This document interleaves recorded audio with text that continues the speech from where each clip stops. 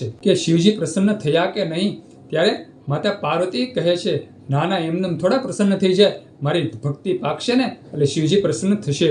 આ વાણી સાંભળે અને મેનાવતી અને હિમવાન થોડા ગદગદ થઈ જાય છે, થોડાક એમાં કે અશ્રુ વહી જાય છે. શિવભક્તો, અહીં દેવી પાર્વતીનું શરીર છે ને એકદમ હાડકા જેવું થઈ ગયું હોય, ફક્ત હાડકા જ દેખાતા હોય છે અને એકદમ એમ કહેવાય કે પતલા દુબળા પતળા થઈ જાય છે, કારણ કે પોતે નિરાહાર રહે છે, કંઈ પણ ખાતા નથી અને અભંગ જાપ કરે છે, ઓમ નમઃ શિવાયના જાપ કરે છે. અહીં માતા પાર્વતી ખૂબ દુર્બળ થઈ ગયા હોય છે, શરીરે એકદમ સુકાઈ ગયા હોય છે અને આ મેનાવતી અને હિમવાન તેના માતા પિતા છે તે પાર્વતીને જોવે છે, આવું રૂપ જોવે છે. જે રૂપવાન દેવી પાર્વતી તો ખૂબ રૂપવાન હતા અને પોતાની દીકરી રૂપવાન હોય અને આવી તપસ્યાથી એકદમ દુર્બળ થઈ જાય, એકદમ પતલા પડી જાય તો કોઈ પણ મા બાપ દુઃખી થાય છે. શિવભક્તો, અહીં મેનાવતી અને હિમવાન ખૂબ દુઃખી છે, કારણ કે દેવી પાર્વતીની તપસ્યા ઉગ્ર છે, દિવસે ને દિવસે ઉગ્ર થતી જાય છે અને 3,000